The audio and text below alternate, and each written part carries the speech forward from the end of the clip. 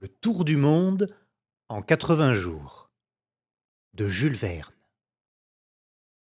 Chapitre 1 dans lequel Phileas Fogg et Passepartout s'acceptent réciproquement l'un comme maître, l'autre comme domestique. En l'année 1872, la maison portant le numéro 7 de Savile Row, Burlington Gardens, maison dans laquelle Sheridan mourut en 1814, était habitée par Phineas Fogg, l'un des membres les plus singuliers et les plus remarqués du Reform Club de Londres, bien qu'il semblât prendre à tâche de ne rien faire qui pût attirer l'attention. À l'un des plus grands orateurs qui honorent l'Angleterre, succédait donc ce Phileas Fogg, personnage énigmatique dont on ne savait rien, sinon que c'était un fort galant homme et l'un des plus beaux gentlemen de la haute société anglaise. On disait qu'il ressemblait à Byron, par la tête, car il était irréprochable quant aux pieds. Mais un Byron à moustache et à favoris, un Byron impassible, qui aurait vécu 1000 ans sans vieillir. Anglais, à coup sûr. Phileas Fogg n'était peut-être pas londonnaire. On ne l'avait jamais vu ni à la bourse, ni à la banque, ni dans aucun des comptoirs de la cité. Ni les bassins, ni les docks de Londres n'avaient jamais reçu un navire ayant pour armateur Phileas Fogg. Ce gentleman ne figurait dans aucun comité d'administration. Son nom n'avait jamais retenti dans un collège d'avocats, ni au Temple, ni à Lincoln's Inn, ni à Gray's Inn. Jamais il ne plaida ni à la cour du chancelier, ni au banc de la reine, ni à l'échiquier, ni en cour ecclésiastique. Il n'était ni industriel, ni négociant, ni marchand, ni agriculteur. Il ne faisait partie ni de l'institution royale de la Grande-Bretagne, ni de l'institution de Londres, ni de l'institution des artisans, ni de l'institution Russell, ni de l'institution littéraire de l'Ouest, ni de l'institution du droit, ni de cette institution des arts et sciences réunis qui est placée sous le patronage direct de sa gracieuse majesté. Il n'appartenait enfin à aucune des nombreuses sociétés qui pullulent dans la capitale de l'Angleterre, depuis la Société de l'harmonica jusqu'à la Société entomologique, fondée principalement dans le but de détruire les insectes nuisibles. Phileas Fogg était membre du Reform Club. Et voilà tout. À qui s'étonnerait de ce qu'un gentleman aussi mystérieux compta parmi les membres de cette honorable association? On répondra qu'il passa sur la recommandation de messieurs Baring frères, chez lesquels il avait un crédit ouvert. De là, une certaine surface, due à ce que ses chèques étaient régulièrement payés à vue par le débit de son compte, courant invariablement créditeur. Ce Phileas Fogg était-il riche? Incontestablement. Mais comment il avait fait fortune? C'est ce que les mieux informés ne pouvaient dire. Et Mr. Fogg était le dernier auquel il convint de s'adresser pour l'apprendre. En tout cas, il n'était prodigue de rien, mais non avare, car partout où il manquait un appoint pour une chose noble, utile ou généreuse, il l'apportait silencieusement et même anonymement. En somme, rien de moins communicatif que ce gentleman. Il parlait aussi peu que possible, et semblait d'autant plus mystérieux qu'il était silencieux. Cependant, sa vie était à jour. Mais ce qu'il faisait était si mathématiquement toujours la même chose que l'imagination mécontente cherchait au-delà. Avait-il voyagé? C'était probable, car personne ne possédait mieux que lui la carte du monde. Il n'était d'endroit si reculé dont il ne parut avoir une connaissance spéciale. Quelquefois, mais en peu de mots, brefs et clairs, il redressait les 1000 propos qui circulaient dans le club au sujet des voyages perdus ou égarés. Il indiquait les vraies probabilités, et ses paroles s'étaient trouvées souvent comme inspirées par une seconde vue, tant l'événement finissait toujours par les justifier. C'était un homme qui avait dû voyager partout, en esprit tout au moins. Ce qui était certain toutefois, c'est que, depuis de longues années, Phileas Fogg n'avait pas quitté Londres. Ceux qui avaient l'honneur de le connaître un peu plus que les autres, attestaient que, si ce n'est sur ce chemin direct qu'il parcourait chaque jour pour venir de sa maison au club, personne ne pouvait prétendre l'avoir jamais vu ailleurs. Son seul passe-temps était de lire les journaux et de jouer au whist. À ce jeu du silence, si bien approprié à sa nature, il gagnait souvent. Mais ses gains n'entraient jamais dans sa bourse et figuraient pour une somme importante à son budget de charité. D'ailleurs, il faut le remarquer, Mr. Fogg jouait évidemment pour jouer, non pour gagner. Le jeu était pour lui un combat, une lutte contre une difficulté, mais une lutte sans mouvement, sans déplacement, sans fatigue. Et cela allait à son caractère. On ne connaissait à Phileas Fogg ni femme, ni enfant, ce qui peut arriver aux gens les plus honnêtes, ni parents, ni amis, ce qui est plus rare en vérité. Phileas Fogg vivait seul dans sa maison de Savile Row, où personne ne pénétrait. De son intérieur, jamais il n'était question. Un seul domestique suffisait à le servir, déjeunant, dînant au club à des heures chronométriquement déterminées, dans la même salle, à la même table, ne traitant point ses collègues, n'invitant aucun étranger, il ne rentrait chez lui que pour se coucher.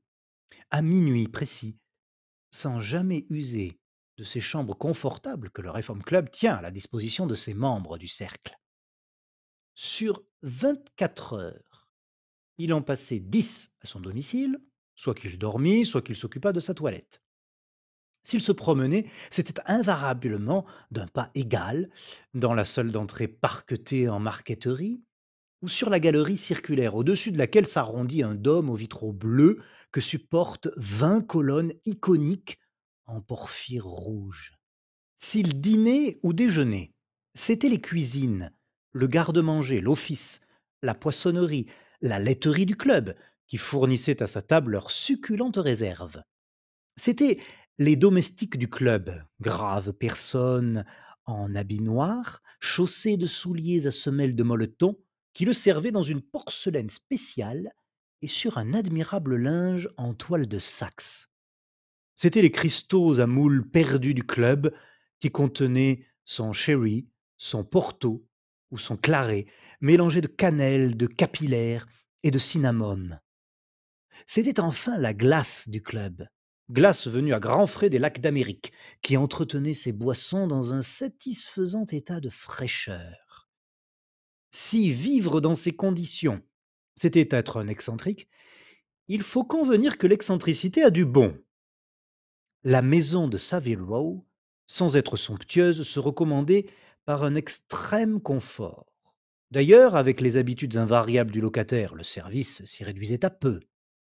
Toutefois, Phileas Fogg exigeait de son unique domestique une ponctualité, une régularité extraordinaire. Ce jour-là même, 2 octobre, Phileas Fogg avait donné son congé à James Forster. Ce garçon s'étant rendu coupable de lui avoir apporté pour sa barbe de l'eau à 84 degrés Fahrenheit au lieu de 86, et il attendait son successeur, qui devait se présenter entre 11 heures et 11h30.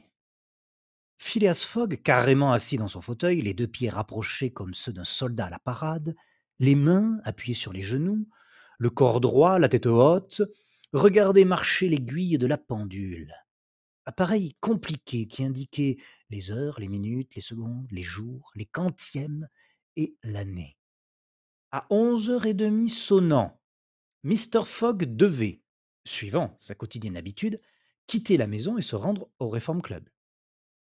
En ce moment, on frappa à la porte du petit salon dans lequel se tenait Phileas Fogg. James Forster, le congédié, apparut. Le nouveau domestique, dit-il. Un garçon âgé d'une trentaine d'années se montra et salua. Vous êtes français et vous vous nommez John, lui demanda Phileas Fogg. Jean, n'en déplaise à monsieur, répondit le nouveau venu. Jean Passepartout, un surnom qui m'est resté, et que justifiait mon aptitude naturelle à me tirer d'affaire. Je crois être un honnête garçon, monsieur. Mais pour être franc, j'ai fait plusieurs métiers. J'ai été chanteur ambulant, écuyer dans un cirque, faisant de la voltige comme Léotard et dansant sur la corde comme Blondin. Puis je suis devenu professeur de gymnastique afin de rendre mes talents plus habiles. Et en dernier lieu, j'étais sergent de pompiers à Paris. J'ai même dans mon dossier des incendies remarquables. Mais voilà 5 ans que j'ai quitté la France et que voulant goûter de la vie de famille, je suis valet de chambre en Angleterre. Or, me trouvant sans place et ayant appris que Mr. Phileas Fogg était l'homme le plus exact et le plus sédentaire du Royaume-Uni, je me suis présenté chez monsieur avec l'espérance d'y vivre tranquille et d'oublier jusqu'à ce nom de Passepartout. Passepartout me convient, répondit le gentleman. Vous m'êtes recommandé. J'ai de bons renseignements sur votre compte. Vous connaissez mes conditions? Oui, monsieur. Bien. Quelle heure avez-vous? 11h22, répondit Passepartout, en tirant des profondeurs de son gousset une énorme montre d'argent. Vous retardez, dit Mr. Fogg. Que monsieur me pardonne, mais c'est impossible. Vous retardez de 4 minutes. N'importe. Il suffit de constater l'écart. Donc, à partir de ce moment, 11h29 du matin, ce mercredi 2 octobre 1872, vous êtes à mon service. Cela dit, Phileas Fogg se leva, prit son chapeau de la main gauche, le plaça sur sa tête, avec un mouvement d'automate, et disparut sans ajouter une parole. Passepartout entendit la porte de la rue se refermer. C'était son nouveau maître qui sortait. Puis, une seconde fois, c'était son prédécesseur, James Forster, qui s'en allait à son tour. Passepartout demeura seul dans la maison de Savile Row.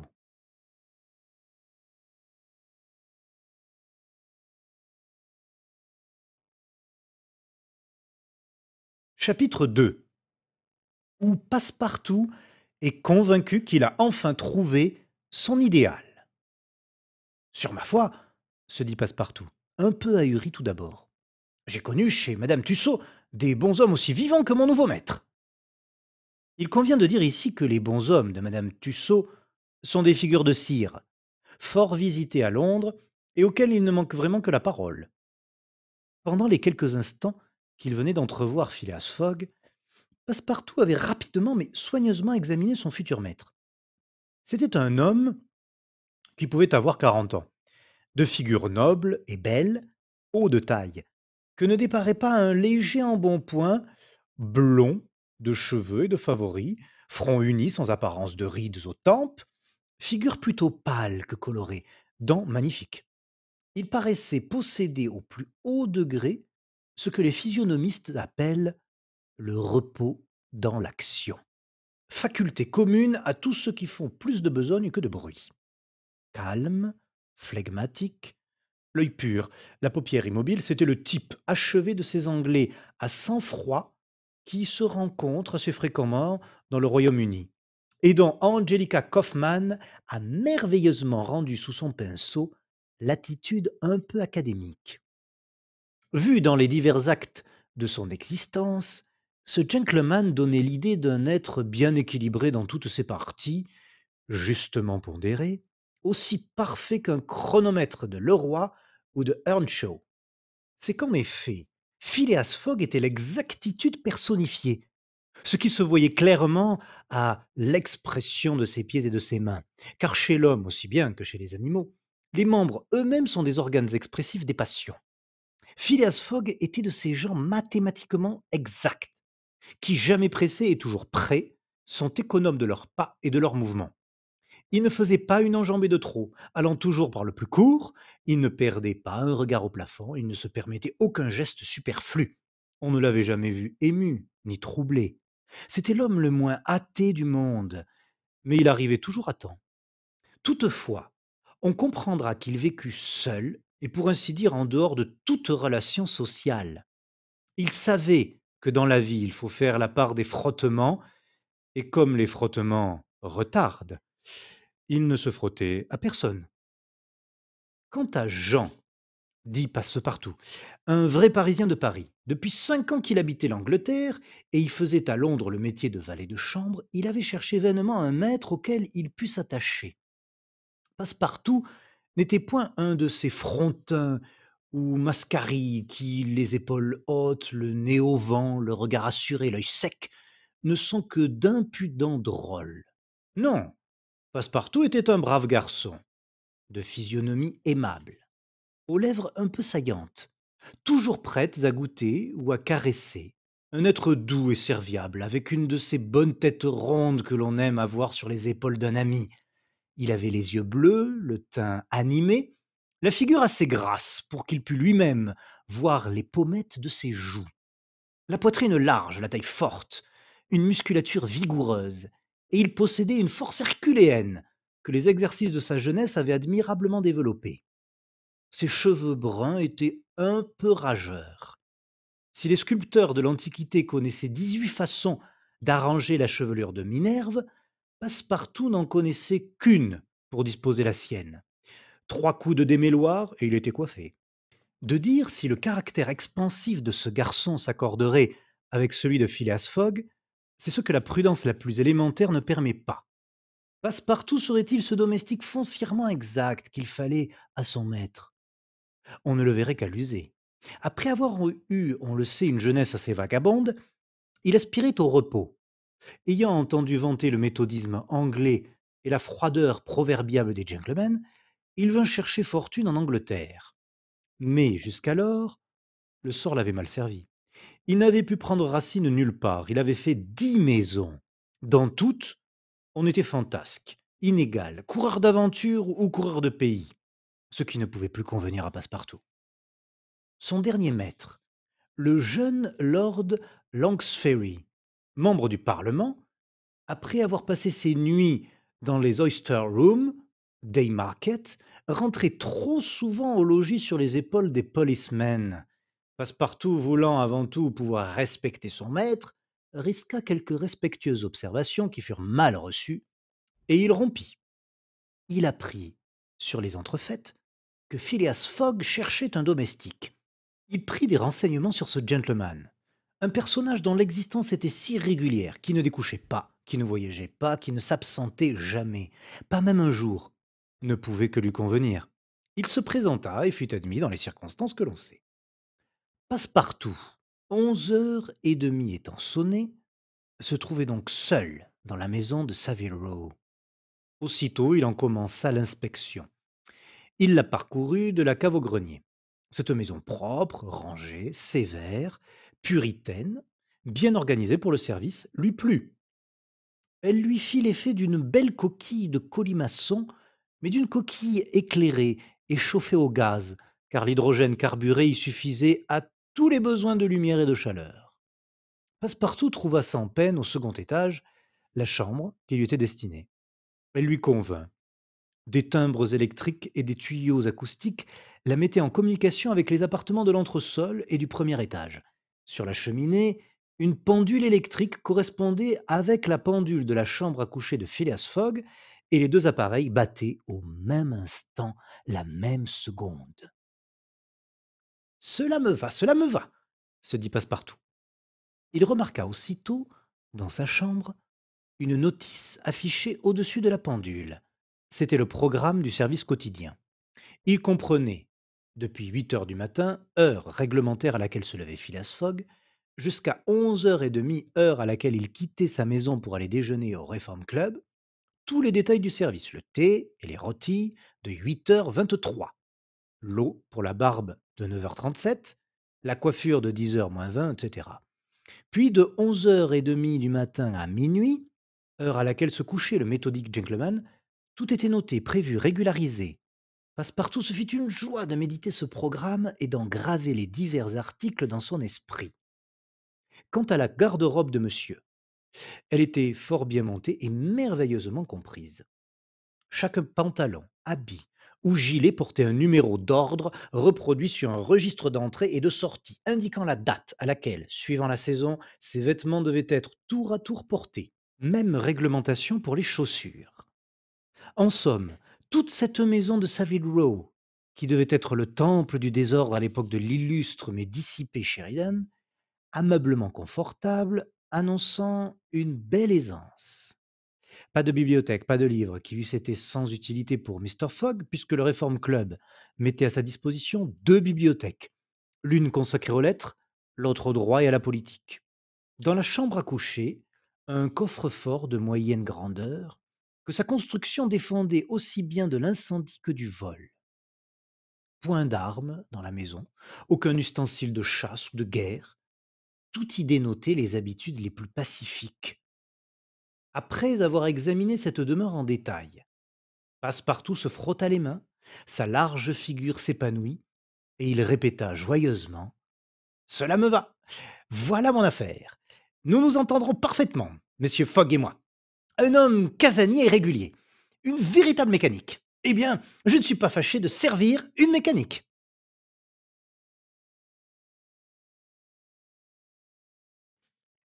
Chapitre 3, où s'engage une conversation qui pourra coûter cher à Phileas Fogg. Phileas Fogg avait quitté sa maison de Savile Row à 11h30. Et après avoir placé 575 fois son pied droit devant son pied gauche et 576 fois son pied gauche devant son pied droit, il arriva au Reform Club. Vaste édifice, élevé dans Pall Mall, qui n'a pas coûté moins de 3 millions à bâtir. Phileas Fogg se rendit aussitôt à la salle à manger, dont les 9 fenêtres s'ouvraient sur un beau jardin aux arbres déjà dorés par l'automne. Là, il prit place à la table habituelle où son couvert l'attendait. Son déjeuner se composait d'un hors-d'œuvre, d'un poisson bouilli, relevé d'une reading sauce de premier choix, d'un roast beef écarlate agrémenté de condiments mushroom, d'un gâteau farci de tiges de rhubarbe et de groseilles vertes, d'un morceau de chester, le tout arrosé de quelques tasses de cet excellent thé, spécialement recueilli pour l'office du Reform Club. À 12h47, ce gentleman se leva et se dirigea vers le grand salon, somptueuse pièce ornée de peintures richement encadrées. Là, un domestique lui remit le Times non coupé, dont Phileas Fogg opéra le laborieux dépliage avec une sûreté de main qui dénotait une grande habitude de cette difficile opération. La lecture de ce journal occupa Phileas Fogg jusqu'à 3h45, et celle du Standard, qui lui succéda, dura jusqu'au dîner. Ce repas s'accomplit dans les mêmes conditions que le déjeuner, avec adjonction de Royal British Sauce. À 6h moins 20, le gentleman reparut dans le grand salon et s'absorba dans la lecture du Morning Chronicle. Une demi-heure plus tard, divers membres du Reform Club faisaient leur entrée et s'approchaient de la cheminée où brûlait un feu de houille. C'étaient les partenaires habituels de Mr. Phileas Fogg, comme lui enragé joueur de whist. L'ingénieur Andrew Stuart, les banquiers John Sullivan et Samuel Fallentin, le brasseur Thomas Flanagan, Gauthier Ralph, un des administrateurs de la Banque d'Angleterre, personnage riche et considéré même dans ce club qui compte parmi ses membres les sommités de l'industrie et de la finance. Eh bien, Ralph, demanda Thomas Flanagan, où en est cette affaire de vol? Eh bien, répondit Andrew Stuart, la banque en sera pour son argent. J'espère au contraire, dit Gauthier Ralph, que nous mettrons la main sur l'auteur du vol. Des inspecteurs de police, gens fort habiles, ont été envoyés en Amérique et en Europe, dans tous les principaux ports d'embarquement et de débarquement, et il sera difficile à ce monsieur de leur échapper. Mais on a donc le signalement du voleur, demanda Andrew Stuart. D'abord, ce n'est pas un voleur, répondit sérieusement Gauthier Ralph. Comment? Ce n'est pas un voleur. Cet individu qui a soustrait 55 000 livres en banquenotes. 1 375 000 francs. Non, répondit Gauthier Ralph. C'est donc un industriel, dit John Sullivan. Le Morning Chronicle assure que c'est un gentleman. Celui qui fit cette réponse n'était autre que Phileas Fogg, dont la tête émergeait alors du flot de papier amassé autour de lui. En même temps, Phileas Fogg salua ses collègues qui lui rendirent son salut. Le fait dont il était question, que les divers journaux du Royaume-Uni discutaient avec ardeur, s'était accompli 3 jours auparavant, le 29 septembre. Une liasse de banknotes formant l'énorme somme de 55 000 livres avait été prise sur la tablette du caissier principal de la Banque d'Angleterre. À qui s'étonner qu'un tel vol eût pu s'accomplir aussi facilement, le sous-gouverneur Gauthier Ralph se bornait à répondre qu'à ce moment même, le caissier s'occupait d'enregistrer une recette de 3 shillings 6 pence et qu'on ne saurait avoir l'œil à tout. Mais il convient de faire observer ici, ce qui rend le fait plus explicable, que cet admirable établissement de Bank of England paraît se soucier extrêmement de la dignité du public. Point de garde, point d'invalide, point de grillage. L'or, l'argent, les billets sont exposés librement et pour ainsi dire à la merci du premier venu. On ne saurait mettre en suspicion l'honorabilité d'un passant quelconque. Un des meilleurs observateurs des usages anglais raconte même ceci. Dans une des salles de la banque où il se trouvait un jour, il eut la curiosité de voir de plus près un lingot d'or pesant 7 à 8 livres, qui se trouvait exposé sur la tablette du caissier. Il prit ce lingot, l'examina, le passa à son voisin, celui-ci à un autre, si bien que le lingot de main en main s'en alla jusqu'au fond d'un corridor obscur, et ne revint qu'une demi-heure après reprendre sa place, sans que le caissier eût seulement levé la tête. Mais le 29 septembre, les choses ne se passèrent pas tout à fait ainsi. La liasse de banknotes ne revint pas. Et quand la magnifique horloge, posée au-dessus du Dowring Office, sonna à 5 heures la fermeture des bureaux, la Banque d'Angleterre n'avait plus qu'à passer 55 000 livres par le compte de profits et de pertes. Le vol bien et dûment reconnu des agents, des détectives, choisis par les plus habiles, furent envoyés dans les principaux ports, à Liverpool, à Glasgow, au Havre, à Suez, à Brindisi, à New York, etc. Avec promesse, en cas de succès, d'une prime de 2 000 livres, 50 000 francs, et 5% de la somme qui serait retrouvée. En attendant, les renseignements que devait fournir l'enquête immédiatement commencée, ces inspecteurs avaient pour mission d'observer scrupuleusement tous les voyageurs en arrivée ou en partance. Or, précisément ainsi que le disait le Morning Chronicle, on avait lieu de supposer que l'auteur du vol ne faisait partie d'aucune des sociétés de voleurs d'Angleterre. Pendant cette journée du 29 septembre, un gentleman bien mis, de bonne manière, l'air distingué, avait été remarqué qui allait et venait dans la salle des paiements, théâtre du vol. L'enquête avait permis de refaire assez exactement le signalement de ce gentleman, signalement qui fut aussitôt adressé à tous les détectives du Royaume-Uni et du continent. Quelques bons esprits, et Gauthier Ralph était du nombre, se croyaient donc fondés à espérer que le voleur n'échapperait pas. Comme on le pense, ce fait était à l'ordre du jour à Londres et dans toute l'Angleterre. On discutait, on se passionnait pour ou contre les probabilités du succès de la police métropolitaine. On ne s'étonnera donc pas d'entendre les membres du Reform Club traiter la même question. D'autant plus que l'un des sous-gouverneurs de la banque se trouvait parmi eux.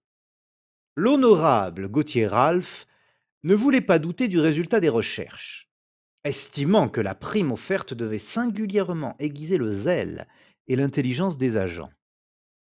Mais son collègue, Andrew Stuart, était loin de partager cette confiance. La discussion continua donc entre les gentlemen qui s'étaient assis à une table de whist. Stuart devant Flanagan, Falentin devant Phileas Fogg. Pendant le jeu, les joueurs ne parlaient pas. Mais, entre les robres, la conversation interrompue reprenait de plus belle. Je soutiens, dit Andrew Stuart, que les chances sont en faveur du voleur, qui ne peut manquer d'être un habile homme. Allons donc, répondit Ralph. Il n'y a plus un seul pays dans lequel il puisse se réfugier. Par exemple.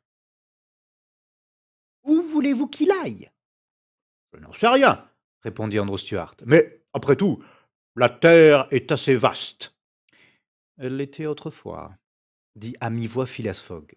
Puis, à vous de couper, monsieur, ajouta-t-il en présentant les cartes à Thomas Flanagan.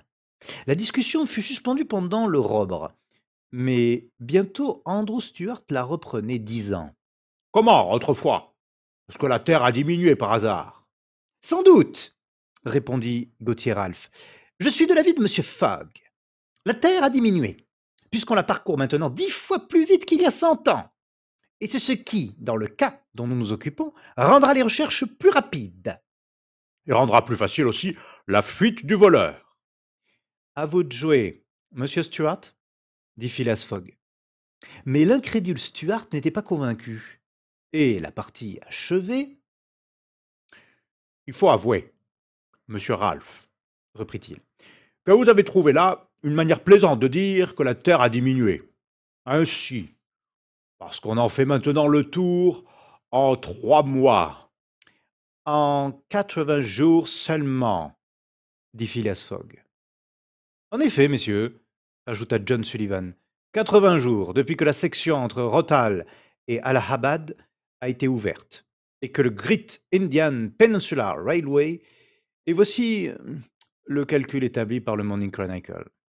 De Londres à Suez, par le Mont Cenis à Brindisi, Railways et paquebot, 7 jours. De Suez à Bombay, paquebot, 13 jours. De Bombay à Calcutta, Railway, 3 jours. De Calcutta à Hong Kong, Chine, paquebot, 13 jours. De Hong Kong à Yokohama, Japon, paquebot, 6 jours. De Yokohama à San Francisco, paquebot, 22 jours. De San Francisco à New York, Railroad, 7 jours. De New York à Londres, paquebot et railway, 9 jours, ce qui fait un total de 80 jours. Oui, 80 jours. S'écria Andrew Stuart, qui par inattention coupa une carte maîtresse. Mais non compris le mauvais temps, les vents contraires, les naufrages, les déraillements, etc. Tout compris, répondit Phileas Fogg en continuant de jouer. Car cette fois, la discussion ne respectait plus le whist. Même si les hindous ou les indiens enlèvent les rails, S'écria Andrew Stuart. s'ils arrêtent les trains, pillent les fourgons, scalpent les voyageurs. Tout compris, répondit Phileas Fogg, qui, abattant son jeu, ajouta: 2 à tout mettre. Andrew Stuart, à qui c'était le tour de faire, ramassa les cartes en disant: Théoriquement, vous avez raison, monsieur Fogg, mais dans la pratique aussi, monsieur Stuart. je voudrais bien vous y voir. Il ne tient qu'à vous. Partons ensemble, Ouais, le ciel m'en préserve. s'écria Stuart. Mais je parierais bien 4000 livres, 100 000 francs, qu'un tel voyage fait dans ces conditions est impossible. Très possible, au contraire, répondit Mr. Fogg. Eh bien, faites-le donc. Le tour du monde en 80 jours. Oui. Je le veux bien. Quand? Tout de suite, C'est de la folie. s'écria Andrew Stuart, qui commençait à se vexer de l'insistance de son partenaire. Tenez, jouons plus tôt. Refaites alors, répondit Phileas Fogg, car il y a mal donne. Andrew Stuart reprit les cartes d'une main fébrile, puis tout à coup, les posant sur la table: Eh bien, monsieur Fogg, oui, dit-il, oui, je parie 4000 livres. Mon cher Stuart, dit Fallentin, calmez-vous, ce n'est pas sérieux, Quand je dis je parie, répondit Andrew Stuart. c'est toujours sérieux. Soit, dit Mr. Fogg, puis se tournant vers ses collègues. J'ai 20 000 livres, 500 000 francs, déposés chez Baring Frères. Je les risquerais volontiers. 20 000 livres, s'écria John Sullivan. 20 000 livres qu'un retard imprévu peut vous faire perdre. L'imprévu n'existe pas, répondit simplement Phileas Fogg. Mais, monsieur Fogg, ce laps de 80 jours n'est calculé que comme un minimum de temps. Un minimum bien employé suffit à tout. Mais pour ne pas le dépasser, il faut sauter mathématiquement des railways dans les paquebots et des paquebots dans les chemins de fer. Je sauterai mathématiquement. C'est une plaisanterie. Un bon anglais ne plaisante jamais.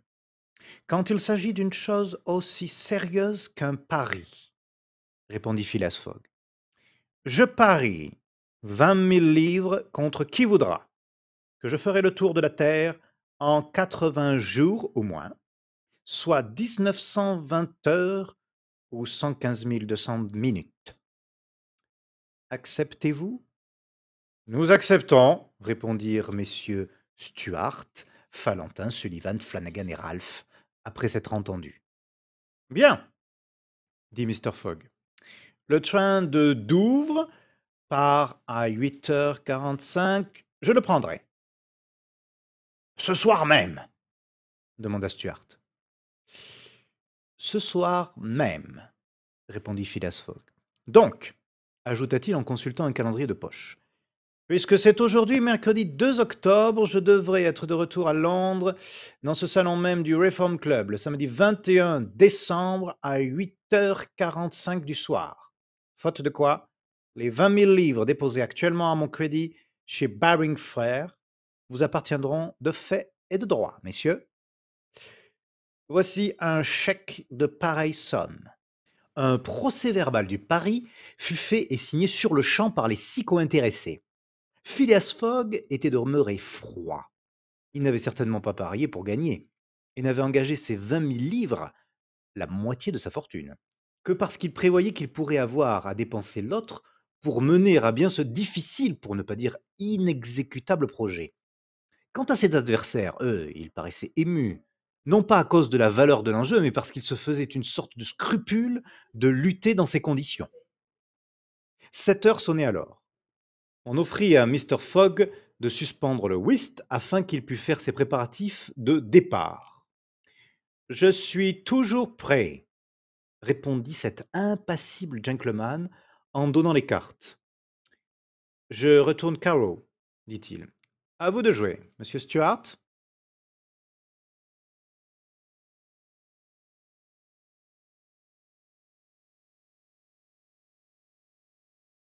Chapitre 4, dans lequel Phileas Fogg stupéfie Passepartout, son domestique. À 7h25, Phileas Fogg, après avoir gagné une vingtaine de guinées au whist, prit congé de ses honorables collègues et quitta le Reform Club. À 7h50, il ouvrit la porte de sa maison et rentrait chez lui. Passepartout, qui avait consciencieusement étudié son programme, fut assez surpris en voyant Mr. Fogg, coupable d'inexactitude, apparaître à cette heure insolite.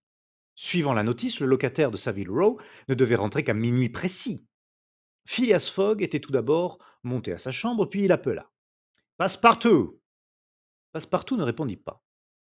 Cet appel ne pouvait s'adresser à lui, ce n'était pas l'heure. Passepartout! Reprit Mr. Fogg sans élever la voix davantage. Passepartout se montra.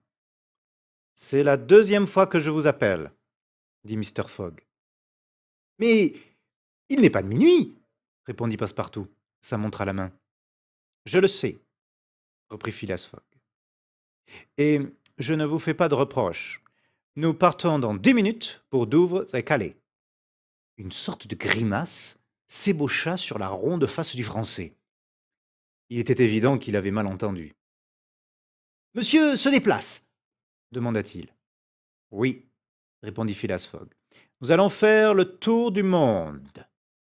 Passepartout, l'œil démesurément ouvert, la paupière et le sourcil surélevé, les bras détendus, le corps affaissé, présentait alors tous les symptômes de l'étonnement poussé jusqu'à la stupeur. Le tour du monde, murmura-t-il. En 80 jours, répondit Mr. Fogg.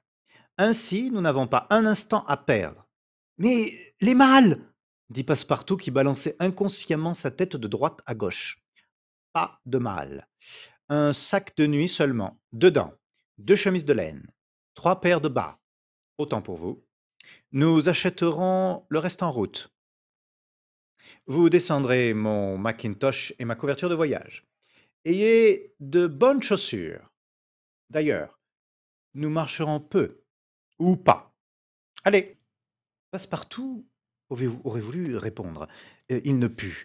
Il quitta la chambre de Mr. Fogg, monta dans la sienne, tomba sur une chaise, et employant une phrase assez vulgaire de son pays. Ah, bien, se dit-il. Elle est forte, celle-là. Moi qui voulais rester tranquille. Et machinalement, il fit ses préparatifs de départ. Le tour du monde en 80 jours. Avait-il affaire à un fou? Non. C'était une plaisanterie? On allait à Douvres, bien, à Calais. Soit, après tout, cela ne pouvait notablement contrarier le brave garçon qui, depuis 5 ans, n'avait pas foulé le sol de la patrie. Peut-être même irait-on jusqu'à Paris, et ma foi, il reverrait avec plaisir la grande capitale. Mais certainement un gentleman aussi ménager de ses pas s'arrêterait là. Oui, sans doute. Mais il n'en était pas moins vrai qu'il partait, qu'il se déplaçait, ce gentleman, si casanier jusqu'alors. À 8 heures, Passepartout avait préparé le modeste sac qui contenait sa garde-robe et celle de son maître. Puis, l'esprit encore troublé, il quitta sa chambre, dont il ferma soigneusement la porte, et il rejoignit Mr. Fogg. Mr. Fogg était prêt. Il portait sous son bras le Bradaws Continental Railway Steam Transit and General Guide, qui devait lui fournir toutes les indications nécessaires à son voyage. Il prit le sac des mains de Passepartout, l'ouvrit et y glissa une forte liasse de ces belles banknotes qui ont cours dans tous les pays. Vous n'avez rien oublié demanda-t-il. Rien, monsieur. Mon Macintosh et ma couverture. Les voici. Bien. Prenez ce sac. Mr. Fogg remit le sac à Passepartout. Et ayons-en soin, ajouta-t-il. Il y a 20 000 livres là-dedans. 500 000 francs. Le sac faillit s'échapper des mains de Passepartout, comme si les 20 000 livres eussent été en or et pesaient considérablement. Le maître et le domestique descendirent alors, et la porte de la rue fut fermée à double tour. Une station de voitures se trouvait à l'extrémité de Savile Row. Phileas Fogg et son domestique montèrent dans un cab qui se dirigea rapidement vers la gare de Charing Cross, à laquelle aboutit un des embranchements du South Eastern Railway. À 8h20, le cab s'arrêta devant la grille de la gare. Passepartout sauta à terre, son maître le suivit et paya le cocher. En ce moment, une pauvre mendiante tenant un enfant à la main, pieds nus dans la boue, coiffée d'un chapeau dépenaillé, auquel pendait une plume lamentable, un châle en loques sur ses haillons, s'approcha de Mr. Fogg et lui demanda l'aumône. Mr. Fogg tira de sa poche les 20 guinées qu'il venait de gagner au whist, et les présentant à la mendiante, Tenez, ma brave femme, dit-il, je suis content de vous avoir rencontré. Puis il passa. Passepartout eut comme une sensation d'humidité autour de la prunelle. Son maître avait fait un pas dans son cœur. Mr. Fogg et lui entrèrent aussitôt dans la grande salle de la gare. Là, Phileas Fogg donna à Passepartout l'ordre de prendre 2 billets de première classe pour Paris. Puis, se retournant, il aperçut ses 5 collègues du Reform Club. Messieurs, je pars, dit-il, et les divers visas apposés sur un passeport que j'emporte, à cet effet, vous permettront au retour de contrôler mon itinéraire. Oh, monsieur Fogg, répondit poliment Gauthier Ralph, c'est inutile. Nous nous en rapporterons à votre honneur de gentleman. Cela vaut mieux ainsi, dit Mr. Fogg. Vous n'oubliez pas que vous devez être revenu, fit observer Andrew Stuart. Dans 80 jours, répondit Mr. Fogg. Le samedi 21 décembre 1872, à 8h45 du soir. Au revoir, messieurs. À 8h40, Phileas Fogg et son domestique prirent place dans le même compartiment. À 8h45, un coup de sifflet retentit et le train se mit en marche. La nuit était noire. Il tombait une pluie fine. Phileas Fogg, à côté dans son coin, ne parlait pas. Passepartout, encore abasourdi, pressait machinalement contre lui le sac aux banknotes. Mais le train n'avait pas dépassé Sydenham que Passepartout poussait un véritable cri de désespoir. Qu'avez-vous demanda Mr. Fogg. Il y a que... Dans ma précipitation. Mon trouble. J'ai oublié. Quoi? D'éteindre le bec de gaz de ma chambre. Eh bien, mon garçon, répondit froidement Mr. Fogg, il brûle à votre compte.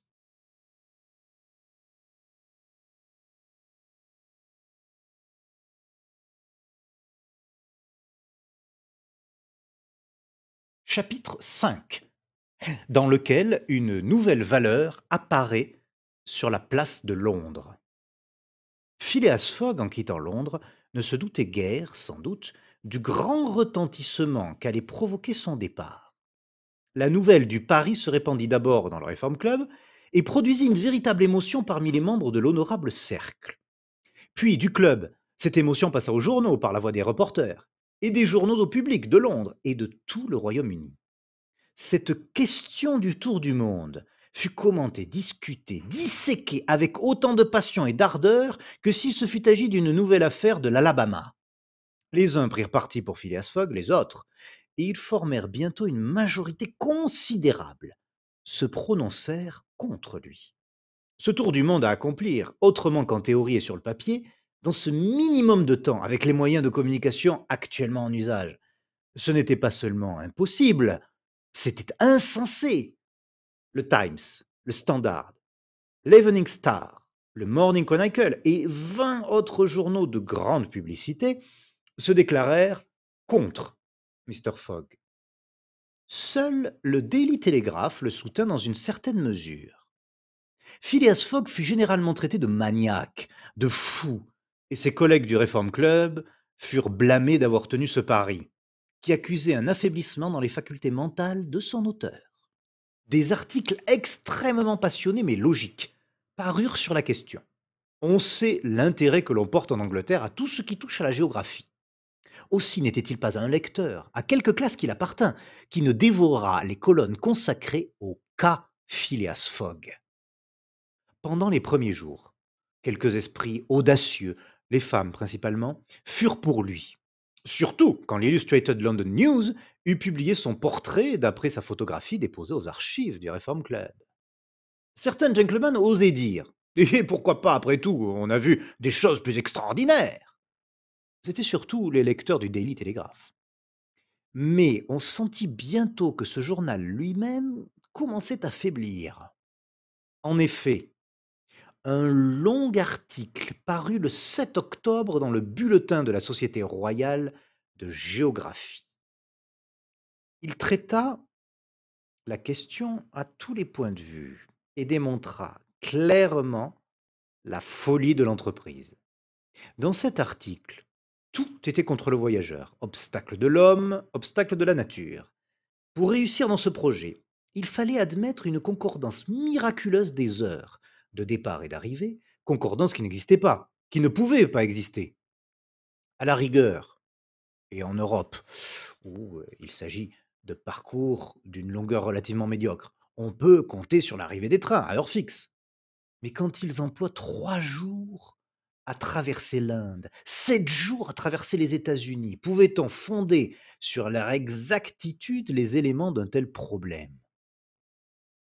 Et les accidents de machines, les déraillements, les rencontres, la mauvaise saison, l'accumulation des neiges, est-ce que tout n'était pas contre Phileas Fogg?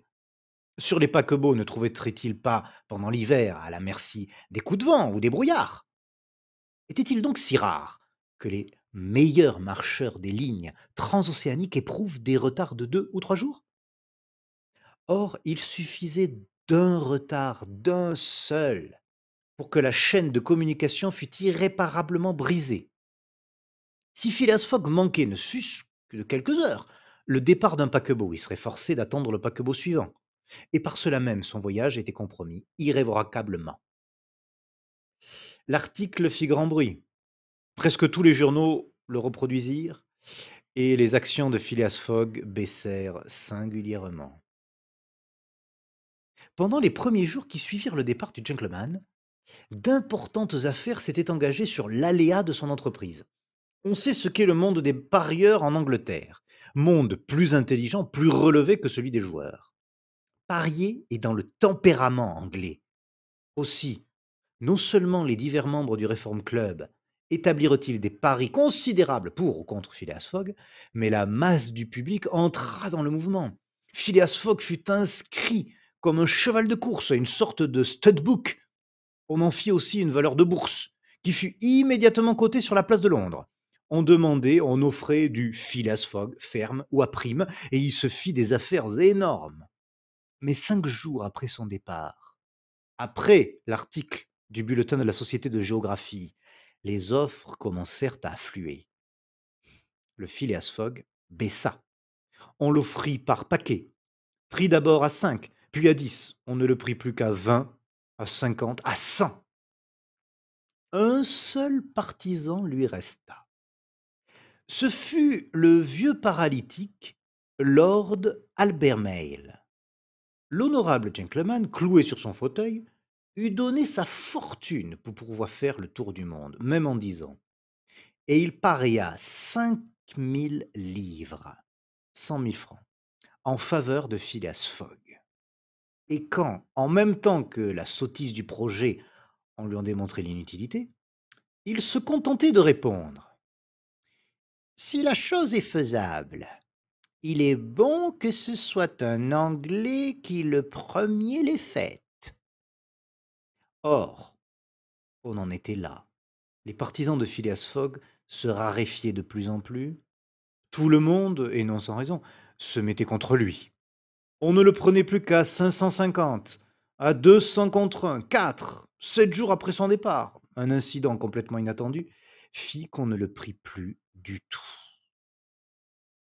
En effet, pendant cette journée, à 9 heures du soir, le directeur de la police métropolitaine avait reçu une dépêche télégraphique ainsi conçue. Rowan, directeur police, administration centrale, Scotland Place, Suez à Londres.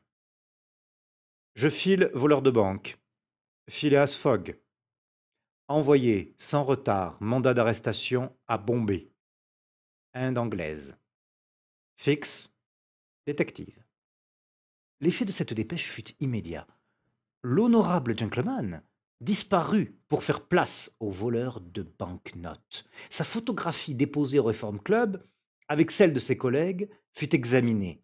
Elle reproduisait trait pour trait l'homme dont le signalement avait été fourni pour l'enquête. On rappela ce que l'existence de Phileas Fogg avait de mystérieux, son isolement, son départ subit, et il parut évident que ce personnage, prétextant un voyage autour du monde et l'appuyant sur un pari insensé, n'avait eu d'autre but que de dépister les agents de la police anglaise.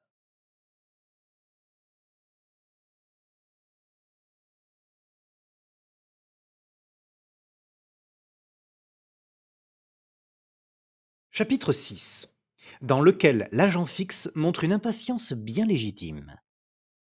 Voici dans quelles circonstances avait été lancée cette dépêche concernant le sieur Phileas Fogg. Le mercredi 9 octobre, on attendait pour 11 heures du matin à Suez le paquebot Mongolia de la compagnie péninsulaire et orientale, steamer en fer à hélice et à spardec, jaugeant 2800 tonnes et possédant une force nominale de 500 chevaux.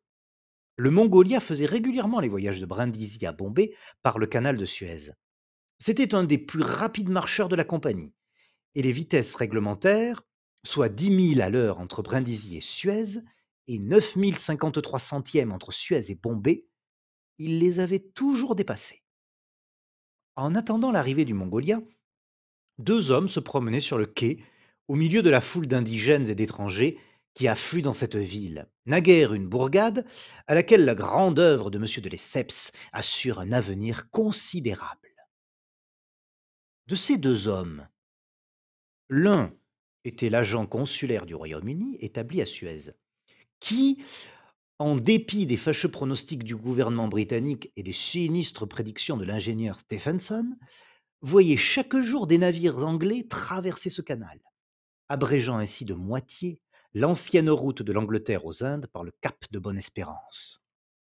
L'autre était un petit homme maigre, de figure assez intelligente, nerveux, qui contractait avec une persistance remarquable ses muscles sourciliers. À travers ses longs cils brillait un œil vif, mais dont il savait à volonté éteindre l'ardeur. En ce moment, il donnait certaines marques d'impatience, allant, venant, ne pouvant tenir en place. Cet homme se nommait Fix, et c'était un de ces détectives ou agents de police anglais qui avait été envoyé dans les divers ports après le vol commis à la Banque d'Angleterre. Ce Fix devait surveiller avec le plus grand soin tous les voyageurs prenant la route de Suez, et si l'un d'eux lui semblait suspect, le filer en attendant un mandat d'arrestation. Précisément, depuis 2 jours, Fix avait reçu du directeur de la police métropolitaine le signalement de l'auteur présumé du vol. C'était celui de ce personnage distingué et bien mis que l'on avait observé dans la salle des paiements de la banque. Le détective, très alléché évidemment par la forte prime promise en cas de succès, attendait donc avec une impatience facile à comprendre l'arrivée du Mongolia.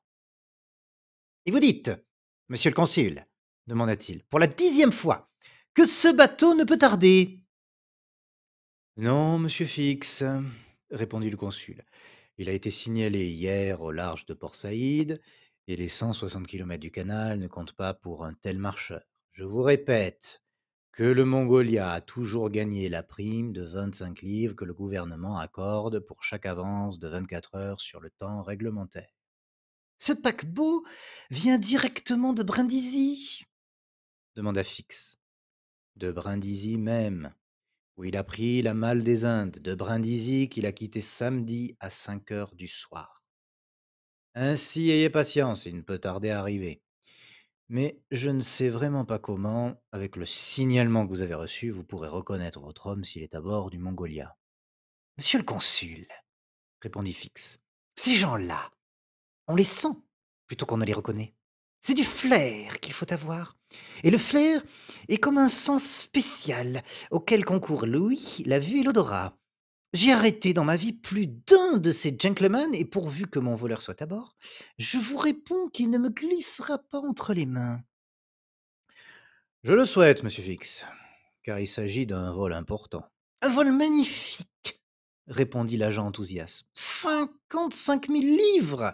Nous n'avons pas souvent de pareilles aubaines. Les voleurs deviennent mesquins. La race des chefards s'étiole. On se fait prendre maintenant pour quelques shillings. Monsieur Fix, répondit le consul, vous parlez d'une telle façon que je vous souhaite vivement de réussir. Mais je vous le répète, dans les conditions où vous êtes, je crains que ce ne soit difficile. Savez-vous bien que, d'après le signalement que vous avez reçu, ce voleur ressemble absolument à un honnête homme? Monsieur le consul, répondit dogmatiquement l'inspecteur de police, les grands voleurs ressemblent toujours à d'honnêtes gens. Vous comprenez bien que ceux qui ont des figures de coquins n'ont qu'un parti à prendre, c'est de rester propres. Sans cela, ils se feraient arrêter. Les physionomies honnêtes, ce sont celles-là qu'il faut dévisager surtout. Travail difficile, j'en conviens, et qui n'est plus du métier, mais de l'art. On voit que le dit Fix ne manquait pas d'une certaine dose d'amour-propre. Cependant, le quai s'animait peu à peu. Marins de diverses nationalités, commerçants, courtiers, portefaix, fellahs y affluaient. L'arrivée du paquebot était évidemment prochaine. Le temps était assez beau, mais l'air froid par ce vent d'est. Quelques minarets se dessinaient au-dessus de la ville sous les pâles rayons de soleil. Vers le sud, une jetée longue de 2000 mètres s'allongeait comme un bras sur la rade de Suez. À la surface de la mer Rouge roulaient plusieurs bateaux de pêche ou de cabotage, dont quelques-uns ont conservé dans leur façon l'élégant gabarit de la galère antique. Tout en circulant au milieu de ce populaire, Fix, par une habitude de sa profession, dévisageait les passants d'un rapide coup d'œil. Il était alors 10h30. Mais il n'arrivera pas, ce paquebot! S'écria-t-il en entendant sonner l'horloge du port. Il ne peut être éloigné, répondit le consul. Combien de temps stationnera-t-il à Suez? Demanda Fix. 4 heures. Le temps d'embarquer son charbon. De Suez à Aden, à l'extrémité de la mer Rouge, on compte 1310 miles. Et il faut faire provision du combustible. Et de Suez, ce bateau va directement à Bombay? Demanda Fix. Directement.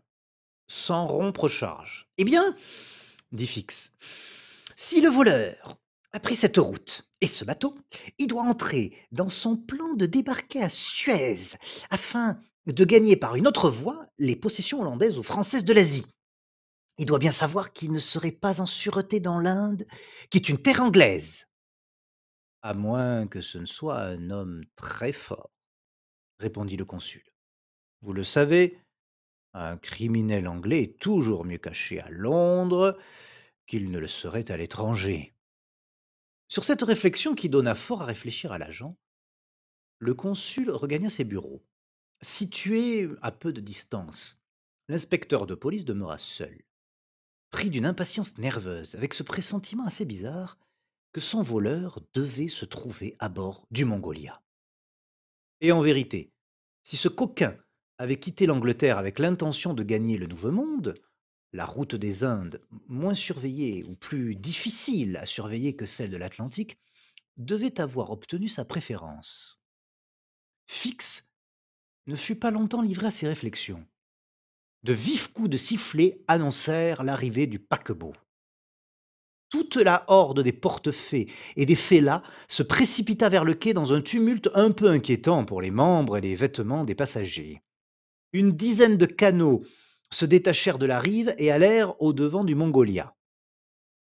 Bientôt, on aperçut la gigantesque coque du Mongolia passant entre les rives du canal.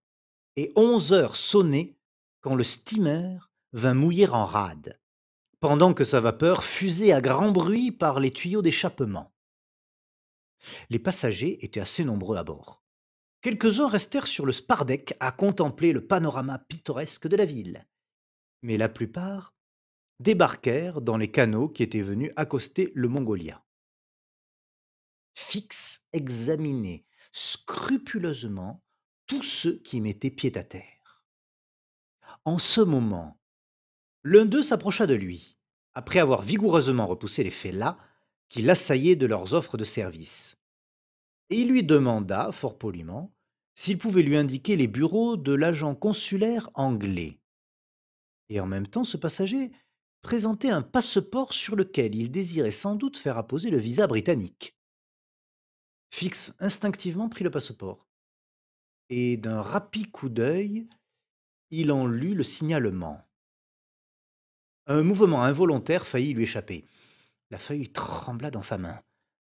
Le signalement libellé sur le passeport était identique à celui qu'il avait reçu du directeur de la police métropolitaine. Ce passeport n'est pas le vôtre, dit-il au passager. Non, répondit celui-ci. C'est le passeport de mon maître. Et votre maître, il est resté à bord. Mais, reprit l'agent, il faut qu'il se présente en personne au bureau du consulat afin d'établir son identité. Quoi? Cela est nécessaire. Indispensable. Et où sont ces bureaux? Là, au coin de la place, répondit l'inspecteur en indiquant une maison éloignée de 200 pas. Alors, je vais aller chercher mon maître, à qui pourtant cela ne plaira guère de se déranger. Là-dessus, le passager salua Fix et retourna à bord du steamer.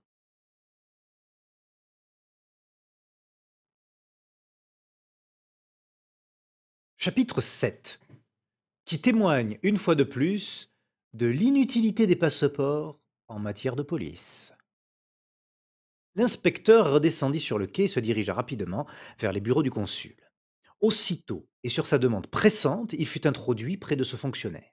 Monsieur le consul, lui dit-il sans aucun préambule, j'ai de fortes présomptions de croire que notre homme a pris passage à bord du Mongolia. Et Fix raconta ce qui s'était passé entre son domestique et lui à propos du passeport. Bien, monsieur Fix, répondit le consul, je ne serais pas fâché de voir la figure de ce coquin. Mais peut-être ne se présentera-t-il pas à mon bureau, s'il est ce que vous supposez. Un voleur n'aime pas à laisser derrière lui des traces de son passage. Et d'ailleurs, la formalité des passeports n'est plus obligatoire. Monsieur le consul, répondit l'agent, si c'est un homme fort, comme on doit le penser, il viendra. Faire viser son passeport. Oui, les passeports ne servent jamais qu'à gêner les honnêtes gens et à favoriser la fuite des coquins. Je vous affirme que celui-ci sera en règle. Mais j'espère bien que vous ne le viserez pas. Et pourquoi pas? si ce passeport est régulier, répondit le consul. Je n'ai pas le droit de refuser mon visa. Cependant, monsieur le consul, il faut bien que je retienne ici cet homme jusqu'à ce que j'ai reçu de Londres un mandat d'arrestation. Ah, cela, monsieur Fix, c'est votre affaire, répondit le consul. Mais moi, je ne suis. Le consul n'acheva pas sa phrase. En ce moment, on frappait à la porte de son cabinet, et le garçon de bureau introduisit deux étrangers, dont l'un était précisément ce domestique qui s'était entretenu avec le détective. C'étaient en effet le maître et le serviteur. Le maître présenta son passeport en priant laconiquement le consul de vouloir bien y apposer son visa.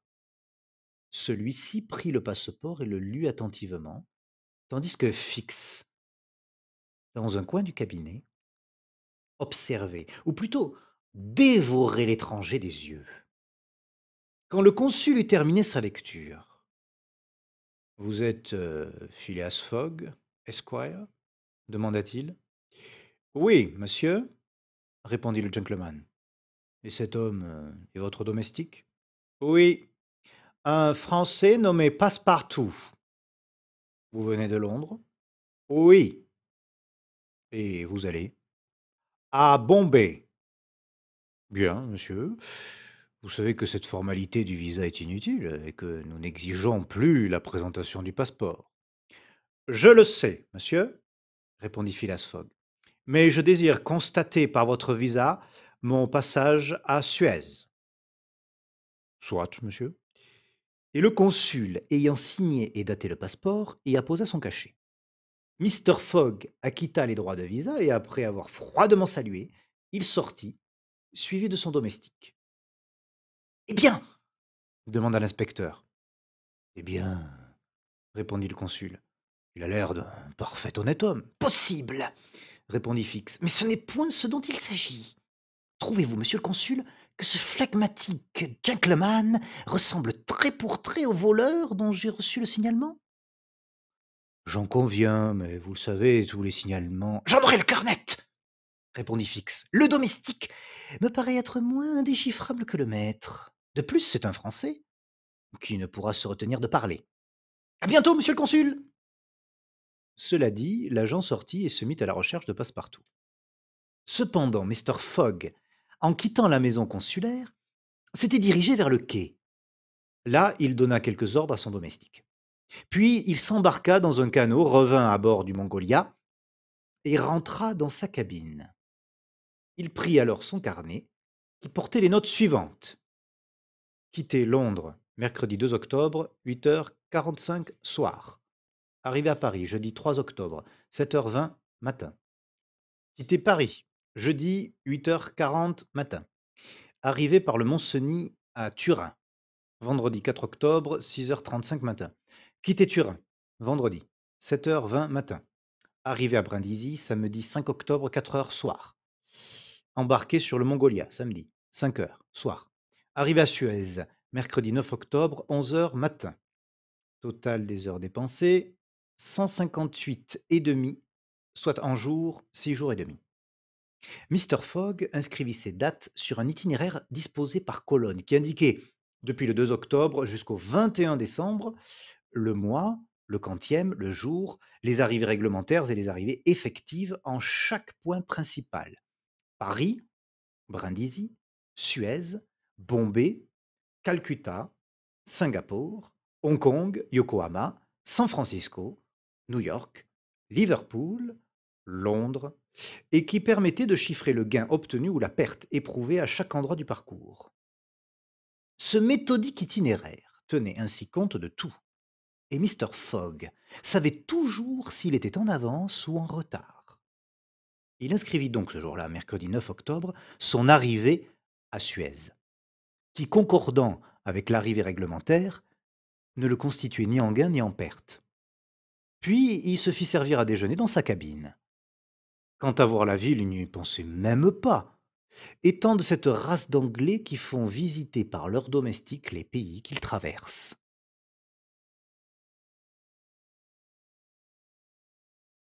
Chapitre 8, dans lequel Passepartout parle un peu plus peut-être qu'il ne conviendrait.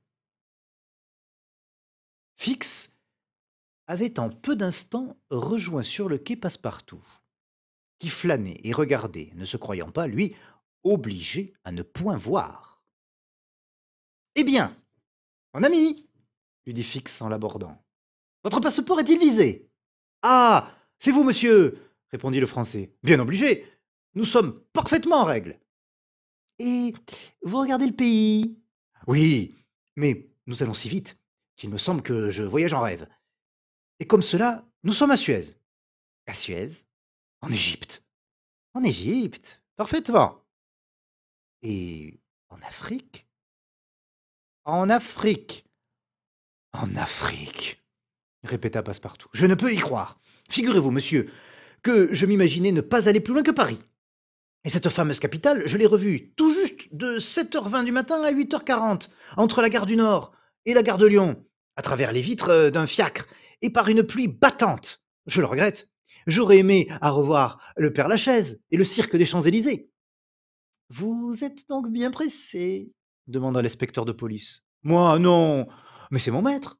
À propos, il faut que j'achète des chaussettes et des chemises. Nous sommes partis sans mal, avec un sac de nuit seulement. Je vais vous conduire au bazar, où vous trouverez tout ce qu'il vous faut. Monsieur, répondit Passepartout, vous êtes vraiment d'une complaisance. Et tous deux se mirent en route. Passepartout causait toujours. Surtout, dit-il, que je prenne bien garde de ne pas manquer le bateau. Vous avez le temps, répondit Fix. Il n'est encore que midi. Passepartout tira sa grosse montre. Midi, dit-il, allons donc. Il est 9h52 minutes. Votre montre retarde, répondit Fix. Ma montre? Une montre de famille, qui vient de mon arrière-grand-père. Elle ne varie pas de 5 minutes par an. C'est un vrai chronomètre. Je vois ce que c'est, répondit Fix. Vous avez gardé l'heure de Londres, qui retarde de 2 heures environ sur Suez. Il faut avoir soin de remettre votre montre à midi de chaque pays. Moi? Toucher à ma montre? S'écria Passepartout. Jamais. Eh bien, elle ne sera plus d'accord avec le soleil. Tant pis pour le soleil, monsieur. C'est lui qui aura tort. Et le brave garçon remit sa montre dans son gousset avec un geste superbe. Quelques instants après, Fix lui disait: Vous avez donc quitté Londres précipitamment? Je le crois bien. Mercredi dernier, à 8 heures du soir, contre toutes ses habitudes, Mr. Fox revint de son cercle. Et 3 quarts d'heure après, nous étions partis. Mais où va-t-il donc, votre maître? Toujours devant lui. Il fait le tour du monde. Le tour du monde? S'écria Fix. Oui, en 80 jours. Un pari, dit-il. Mais entre nous, je n'en crois rien. Cela n'aurait pas le sens commun. Il y a autre chose. Ah, c'est un original, ce monsieur Fogg? Je le crois. Il est donc riche. Évidemment. Et il emporte une jolie somme avec lui en banquenotes toutes neuves. Et il n'épargne pas l'argent en route. Tenez, il a promis une prime magnifique aux mécaniciens du Mongolia si nous arrivions à Bombay avec une belle avance. Et vous le connaissez depuis longtemps, votre maître? Moi? Répondit Passepartout. Je suis entré à son service le jour même de notre départ. On s'imagine aisément l'effet que ces réponses devaient produire sur l'esprit déjà surexcité de l'inspecteur de police. Ce départ précipité de Londres, peu de temps après le vol, cette grosse somme emportée, cette hâte d'arriver en des pays lointains, ce prétexte d'un pari excentrique, tout confirmait et devait confirmer Fix dans ses idées. Il fit encore parler le français et acquit la certitude que ce garçon ne connaissait aucunement son maître, que celui-ci vivait isolé à Londres, qu'on le disait riche sans savoir l'origine de sa fortune, que c'était un homme impénétrable, etc. Mais, en même temps, Fix put tenir pour certain que Phileas Fogg ne débarquait point à Suez et qu'il allait réellement à Bombay. Est-ce loin, Bombay? Demanda Passepartout. Ah, c'est loin, répondit l'agent. Il vous faut encore une dizaine de jours de mer. Et où prenez-vous Bombay? Dans l'Inde? En Asie? Naturellement! Diable! Ce que je vais vous dire, il y a une chose qui me tracasse. C'est mon bec. Quel bec? Mon bec de gaz que j'ai oublié d'éteindre et qui brûle à mon compte. Or, j'ai calculé que j'en avais pour 2 shillings par 24 heures, juste 6 pence de plus que je ne gagne. Et vous comprenez que pour peu que le voyage se prolonge. Fix comprit-il l'affaire du gaz? C'est peu probable. Il n'écoutait plus et prenait un parti. Le Français et lui étaient arrivés au bazar. Fix laissa son compagnon y faire ses emplettes. Il lui recommanda de ne pas manquer le départ du Mongolia, et il revint en toute hâte au bureau de l'agent consulaire. Fix, maintenant que sa conviction était faite, avait repris tout son sang-froid. Monsieur, dit-il au consul, je n'ai plus aucun doute. Je tiens mon homme. Il se fait passer pour un excentrique qui veut faire le tour du monde en 80 jours. Ah, alors, c'est un malin, répondit le consul. Et il compte revenir à Londres après avoir dépisté toutes les polices des 2 continents. Nous verrons bien, répondit Fix. Mais ne vous trompez-vous pas, demanda encore une fois le consul. Je ne me trompe pas. Alors, pourquoi ce voleur a-t-il tenu à faire constatation par son visa sur son passage à Suez? Pourquoi? Je n'en sais rien, monsieur le consul, répondit le détective. Mais écoutez-moi. Et en quelques mots, il rapporta les points saillants de sa conversation avec le domestique dudit Fogg. En effet, dit le consul, toutes les présomptions sont contre cet homme.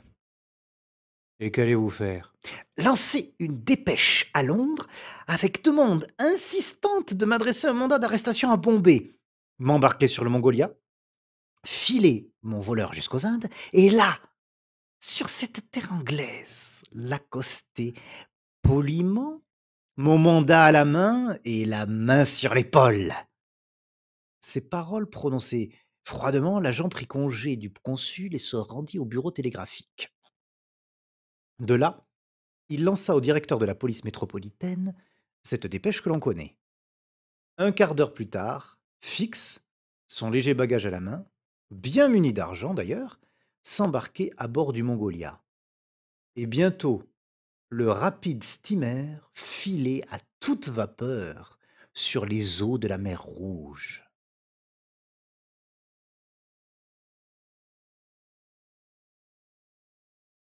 Chapitre 9, où la mer Rouge et les mers des Indes se montrent propices au dessein de Phileas Fogg. La distance entre Suez et Aden est exactement de 1310 miles, et le cahier des charges de la compagnie alloue à ses paquebots un laps de temps de 138 heures pour la franchir. Le Mongolia, dont les feux étaient activement poussés, marchait de manière à devancer l'arrivée réglementaire. La plupart des passagers embarqués à Brindisi avaient presque tous l'Inde pour destination. Les uns se rendaient à Bombay, les autres à Calcutta, mais via Bombay, car depuis qu'un chemin de fer traverse dans toute sa largeur la péninsule indienne, il n'est plus nécessaire de doubler la pointe de Ceylan. Parmi ces passagers du Mongolia, on comptait divers fonctionnaires civils et des officiers de tout grade. De ceux-ci, les uns appartenaient à l'armée britannique proprement dite, les autres commandaient les troupes indigènes des Sipayes, tous chèrement appointés, même à présent que le gouvernement s'est substitué aux droits et aux charges de l'ancienne Compagnie des Indes.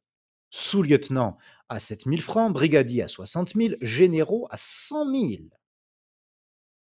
On vivait donc bien à bord du Mongolia, dans cette société de fonctionnaires, auxquels se mêlaient quelques jeunes Anglais qui, le million en poche, allaient fonder au loin des comptoirs de commerce. Le purser, l'homme de confiance de la compagnie, l'égal du capitaine à bord, faisait somptueusement les choses. Au déjeuner du matin, au lunch de 2 heures, au dîner de 5h30, au souper de 8 heures, les tables pliées sous les plats de viande fraîche et les entremets fournis par la boucherie et les offices du paquebot. Les passagères, il y en avait quelques-unes, changeaient de toilette 2 fois par jour. On faisait de la musique, on dansait même quand la mer le permettait. Mais la mer Rouge est fort capricieuse et trop souvent mauvaise, comme tous ces golfes étroits et longs. Quand le vent soufflait soit de la côte d'Asie, soit de la côte d'Afrique, le Mongolia, long museau à hélice, pris par le travers, roulait épouvantablement. Les dames disparaissaient alors, les pianos se taisaient, chant et danse cessaient à la fois. Et pourtant, malgré la rafale, malgré la houle, le paquebot, poussé par sa puissante machine, courait sans retard vers le détroit de Bab el-Mandeb. Que faisait Phileas Fogg pendant ce temps?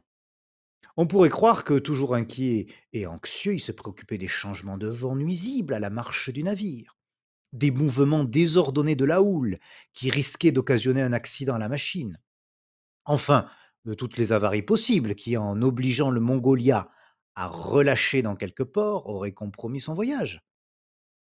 Aucunement.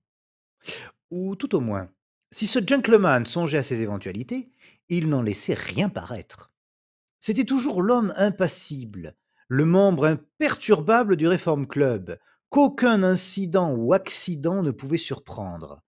Il ne paraissait pas plus ému que les chronomètres du bord. On le voyait rarement sur le pont. Il s'inquiétait peu d'observer cette mer Rouge, si féconde en souvenirs, ce théâtre des premières scènes historiques de l'humanité. Il ne venait pas reconnaître les curieuses villes semées sur ses bords et dont la pittoresque silhouette se découpait quelquefois à l'horizon. Il ne rêvait même pas aux dangers de ce golfe arabique dont les anciens historiens, Strabon, Arien, Artémidore, Édrisi, ont toujours parlé avec épouvante, et sur lequel les navigateurs ne se hasardaient jamais autrefois sans avoir consacré leur voyage par des sacrifices propitiatoires. Que faisait donc cet original, emprisonné dans le Mongolia? D'abord, il faisait ses 4 repas par jour, sans que jamais ni roulis ni tangage puissent détraquer une machine si merveilleusement organisée. Puis il jouait au whist. Oui, il avait rencontré des partenaires aussi enragés que lui. Un collecteur de taxes qui se rendait à son poste à Goa, un ministre, le révérend Decimus Smith, retournant à Bombay, et un brigadier général de l'armée anglaise qui rejoignait son corps à Bénarès. Ces 3 passagers avaient pour le whist la même passion que Mr. Fogg, et y jouaient pendant des heures entières, non moins silencieusement que lui. Quant à Passepartout, le mal de mer n'avait aucune prise sur lui. Il occupait une cabine à l'avant et mangeait lui aussi consciencieusement. Il faut dire que décidément ce voyage, fait dans ces conditions, ne lui déplaisait plus. Il en prenait son parti. Bien nourri, bien logé, il voyait du pays et d'ailleurs, il s'affirmait à lui-même que toute cette fantaisie finirait à Bombay. Le lendemain du départ de Suez, le 10 octobre, ce ne fut pas sans un certain plaisir qu'il rencontra sur le pont l'obligeant personnage auquel il s'était adressé en débarquant en Égypte. Je me trompe pas, dit-il en l'abordant avec son plus aimable sourire. C'est bien vous, monsieur, qui m'avez si complaisamment servi de guide à Suez. En effet, répondit le détective, je vous reconnais. Vous êtes le domestique de cet Anglais original. Précisément, monsieur Fix. Monsieur Fix, répondit Passepartout. Enchanté de vous retrouver à bord. Et où allez-vous donc? Mais ainsi que vous, à Bombay. Ah, c'est au mieux. Est-ce que vous avez déjà fait ce voyage? Plusieurs fois, répondit Fix. Je suis un agent de la compagnie péninsulaire. Ah, alors vous connaissez l'Inde? Mais oui, répondit Fix, qui ne voulait pas trop s'avancer. Et c'est curieux, cette Inde-là? Très curieux. Des mosquées, des minarets, des temples, des fakirs, des pagodes, des tigres, des serpents, des bayadères. Mais il faut espérer que vous aurez le temps de visiter le pays. Je l'espère, monsieur Fix. Vous comprenez bien qu'il n'est pas permis à un homme sain d'esprit de passer sa vie à sauter d'un paquebot dans un chemin de fer, et d'un chemin de fer dans un paquebot, sous prétexte de faire le tour du monde en 80 jours. Non, toute cette gymnastique cessera à Bombay, n'en doutez pas. Et il se porte bien, Mr. Fogg? Demanda Fix du ton le plus naturel. Très bien, monsieur Fix. Moi aussi, d'ailleurs. Je mange comme un ogre qui serait à jeun. C'est l'air de la mer. Et votre maître, je ne le vois jamais sur le pont? Jamais. Il n'est pas curieux. Savez-vous, monsieur Passepartout, que ce prétendu voyage en 80 jours pourrait bien cacher quelques missions secrètes? Une mission diplomatique, par exemple? Ma foi, monsieur Fix, je n'en sais rien, je vous l'avoue, et au fond, je ne donnerais pas une demi-couronne pour le savoir, hein. Depuis cette rencontre, Passepartout et Fix causèrent souvent ensemble. L'inspecteur de police tenait à se lier avec le domestique du sieur Fogg. Cela pouvait le servir à l'occasion. Il lui offrait donc souvent, au bar-room du Mongolia, quelques verres de whisky ou de pale ale que le brave garçon acceptait sans cérémonie et rendait même pour ne pas être en reste. Trouvant d'ailleurs ce Fix un gentleman bien honnête. Cependant, le paquebot s'avançait rapidement. Le 13, on eut connaissance de Moka, qui apparut dans sa ceinture de murailles ruinées, au-dessus desquelles se détachaient quelques dattiers verdoyants. Au loin, dans les montagnes, se développaient de vastes champs de caféiers. Passepartout fut ravi de contempler cette ville célèbre, et il trouva même qu'avec ses murs circulaires et un fort démantelé qui se dessinait comme une anse, elle ressemblait à une énorme demi-tasse. Pendant la nuit suivante, le Mongolia franchit le détroit de Bab el-Mandeb, dont le nom arabe signifie la porte des larmes. Et le lendemain 14, il faisait escale à Steamer Point, au nord-ouest de la rade d'Aden. C'est là qu'il devait se réapprovisionner de combustible. Grave et importante affaire que cette alimentation du foyer des paquebots à de telles distances des centres de production. Rien que pour la compagnie péninsulaire, c'est une dépense annuelle qui se chiffre par 800 000 livres, 20 millions de francs. Il a fallu en effet établir des dépôts en plusieurs ports, et dans ces mers éloignées, le charbon revient à 80 francs la tonne. Le Mongolia avait encore 1650 miles à faire avant d'atteindre Bombay, et il devait rester 4 heures à Steamer Point afin de remplir ses soutes. Mais ce retard ne pouvait nuire en aucune façon au programme de Phileas Fogg, il était prévu. D'ailleurs, le Mongolia, au lieu d'arriver à Aden le 15 octobre seulement au matin, y entrait le 14 au soir. C'était un gain de 15 heures. Mr. Fogg et son domestique descendirent à terre.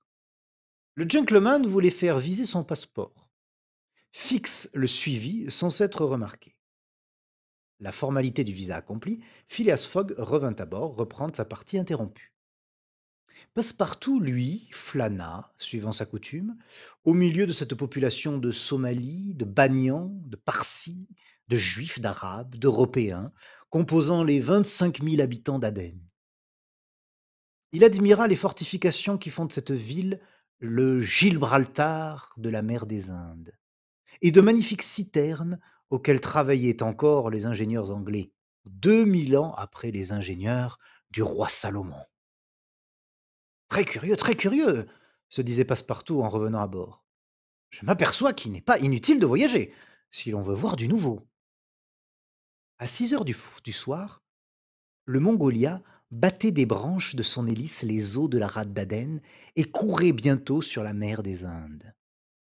Il lui était accordé 168 heures pour accomplir la traversée entre Aden et Bombay. Du reste, cette mer indienne lui fut favorable. Les vents tenaient dans le nord-ouest. Les voiles vinrent en aide à la vapeur. Le navire, mieux appuyé, roula moins. Les passagères, en fraîche toilette, reparurent sur le pont. Les chants et les danses recommencèrent. Le voyage s'accomplit donc dans les meilleures conditions. Passepartout était enchanté de l'aimable compagnon que le hasard lui avait procuré, en la personne de Fix. Le dimanche 20 octobre, vers midi, On eut connaissance de la côte indienne. 2 heures plus tard, le pilote montait à bord du Mongolia. À l'horizon, un arrière-plan de collines se profilait harmonieusement sur le fond du ciel. Bientôt, les rangs de palmiers qui couvrent la ville se détachèrent vivement. Le paquebot pénétra dans cette rade formée par les îles Salsette, Colaba, Elephanta, Butcher, et à 4h30, il accostait les quais de Bombay. Phileas Fogg achevait alors le 33e robre de la journée. Et son partenaire et lui, grâce à une manœuvre audacieuse, ayant fait les 13 levées, terminèrent cette belle traversée par un chelem admirable. Le Mongolia ne devait arriver que le 22 octobre à Bombay. Or, il y arrivait le 20. C'était donc, depuis son départ de Londres, un gain de 2 jours que Phileas Fogg inscrivit méthodiquement sur son itinéraire à la colonne des bénéfices.